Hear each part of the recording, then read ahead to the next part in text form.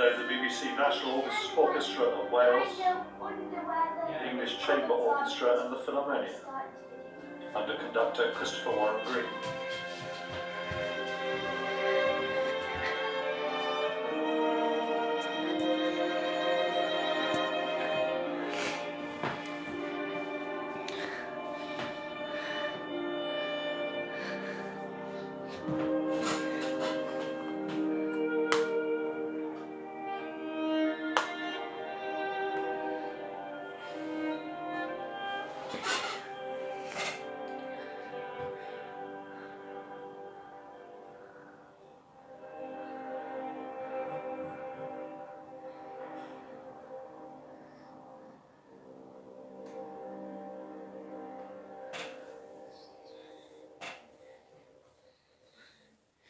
The third and final piece is Franz Schubert's Ave Maria.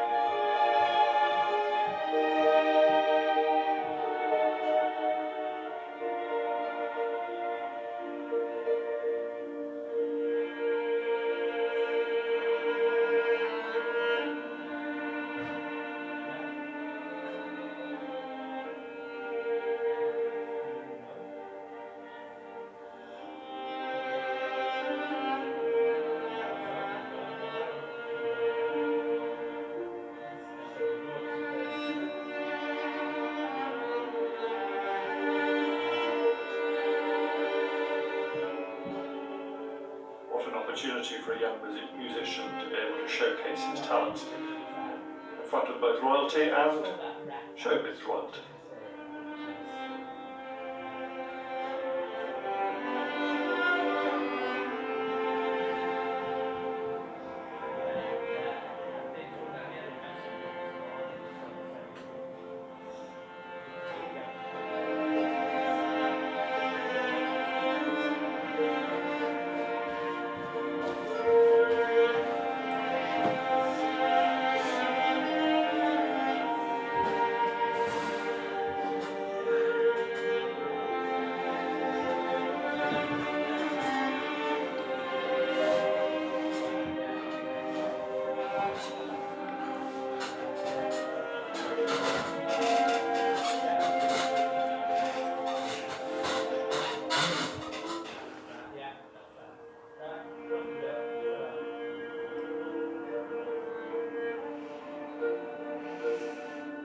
Still out of sight of the cameras, the happy couple will have caught their breath and are ready to return to the chapel, the final stages of this ceremony.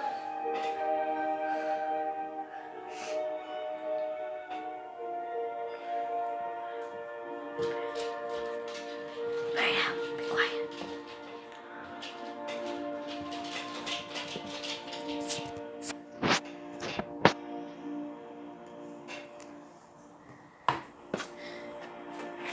Oops.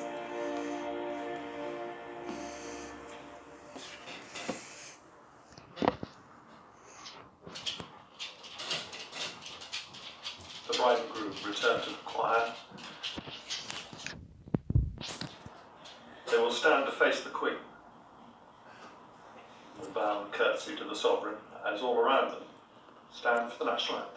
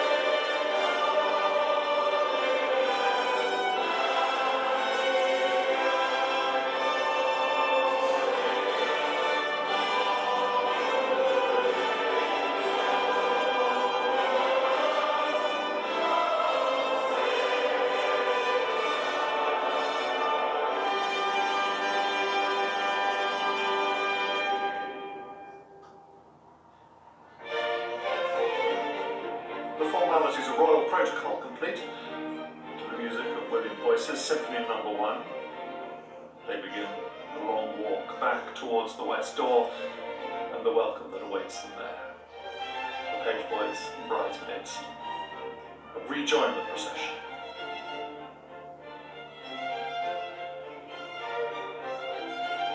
Great happiness mixed, I'm sure, with relief that it's all gone perfectly.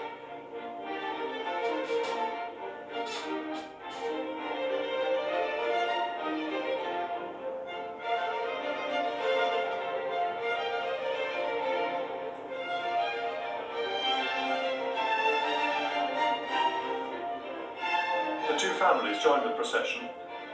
It is the joining of two very different families, different backgrounds, different continents. A union that will change and influence both of them.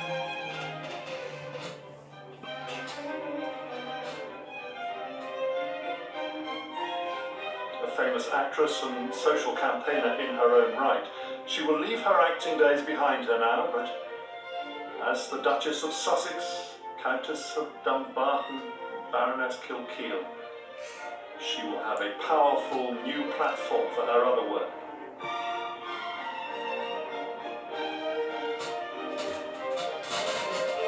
Waiting outside in the sunlight now, streaming through the west door, stand 200 of those from a range of charities and organisations that she and her husband have already worked closely with. They are going to be happy to see you. Just listen.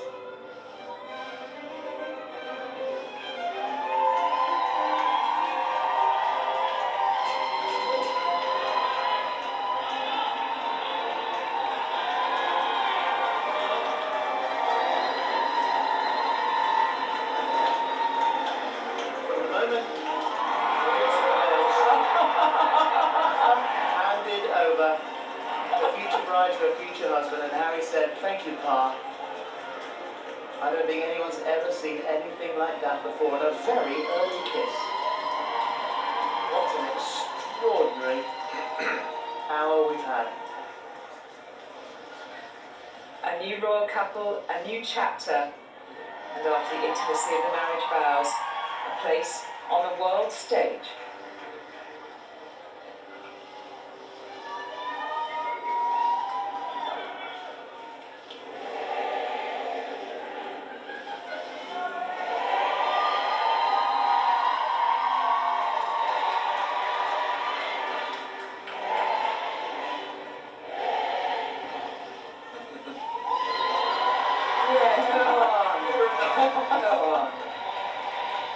Go on.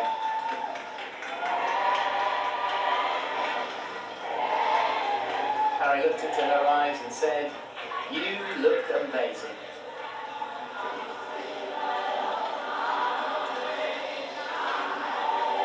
As the mascot landau comes around the corner, we listen to the choir.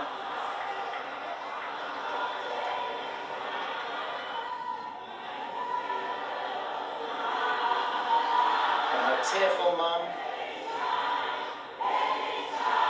to the moment she pulled back that veil, and she said once before, at almost every photo shoot, they would airbrush out my freckles. I've always loved my freckles. Okay, minimal makeup and lots of freckles. And some lovely family images there of the Duchess of Cornwall, the Prince of Wales, who led Meghan so tenderly to the high altar in the nave of the chapel. They gathered on the steps. The Duchess of Cambridge holding Princess Charlotte's hand, Prince George just behind, and little help for his royal bride into the Ascot landau, awaiting them at the bottom of the steps.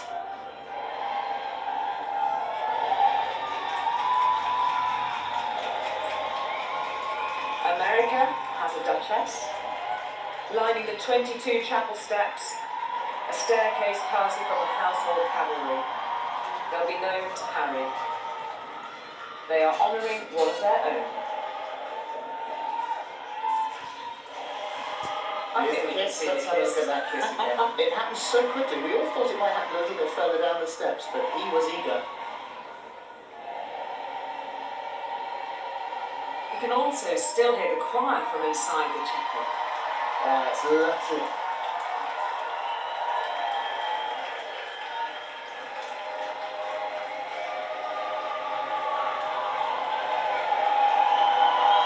And as the carriage emerges from the horseshoe cloister, this is the moment that 2,500 public guests have been waiting for, to see the new royal couple come past in an Ascot Landau carriage.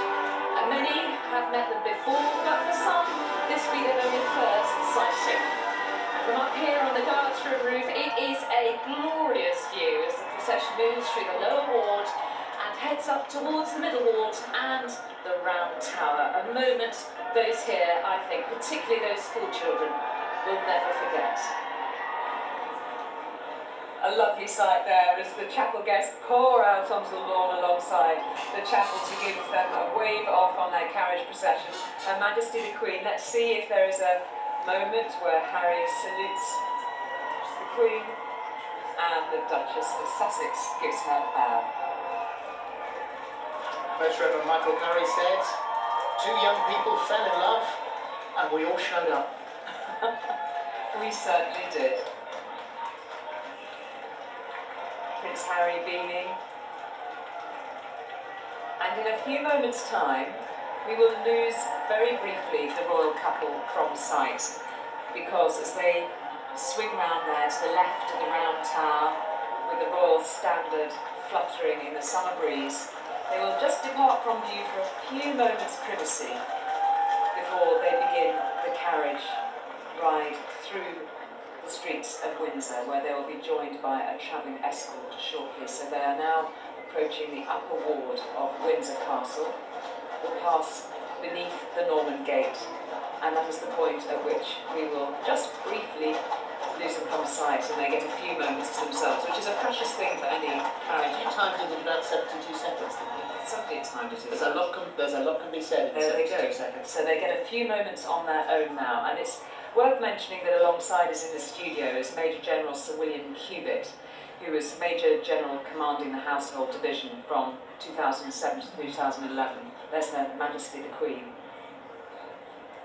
Sir William's joined us alongside us in our studio here to talk us through some of the military aspect of this, because all of the different regiments that we can see lining the route are personally connected to Prince Harry. Just as we look at these images perhaps of Her Majesty departing, you might be able to take us through some of what we've seen, because there were some very special moments even at the chapel steps.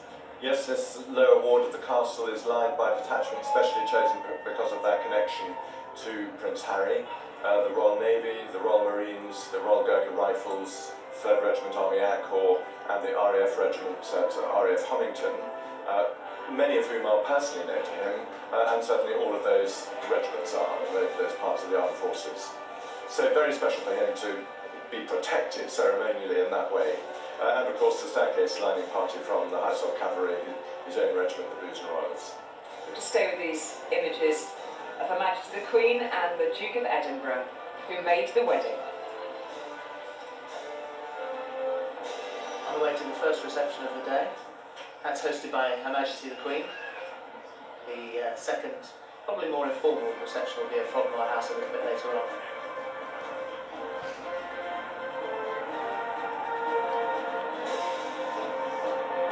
There we see all the bridesmaids and page boys who look like they were having a great time, didn't they? So they've had their moments, They've had their moments.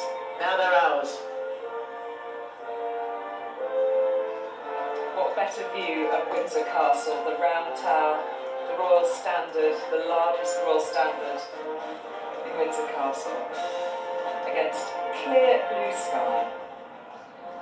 And we truly have never seen anything like this before, Robert. I mean, the sermon from Most Reverend Michael Curry, which was powerful in the extreme. I think he went sort of off-piste slightly, but still, you know, I think there was a point where the average English vicar would have drawn a veil, drawn it gracefully to a close, but he had his climax, and as you say, yes, it was different, right to, I don't know if one can apply history to a kiss, but I think this is the quickest royal marriage kiss we've ever seen. Absolutely. Normally, they come out of the Abbey and have to go all the way to Buckingham Palace and get on the balcony. Well, we were sure it was going to happen halfway down the stairs, but that was They didn't hang about, did They they? did not They hang did not about. hang about. And then the moments of utter beauty, the sunlight shining on the congregation and on the various musicians as well. We should just draw attention, Phil, if you don't mind me. The travelling escort of the Household Cavalry, the advanced detachment of the lifeguards in front of the carriage, and you just saw the rear detachment of the Blues and Royals drawing in behind the carriage. And this is a ceremonial protection on this long processional route in the carriage. And of course, once again, this is the Blues and Royals and the lifeguards who are Harry's very own, including Corporal of Horse O'Leary, who served in Afghanistan with Prince Harry in 2007. So there'll be a few of them just trying to perhaps give him a little wry wink or a... Or maybe the other way around, that he might, as Corporal of Horse O'Leary is just in front of the carriage. And just behind Prince Harry now, you can see the escort commander, Lieutenant Colonel James Gaisley, lifeguards, himself a distinguished soldier, as you can see by the rows of medals, but his sister was a bridesmaid at Prince Charles and... When Her Majesty the Queen watches the coverage back later in the day, or when she has a moment, it'll be the horses that she particularly looks towards as well, won't it?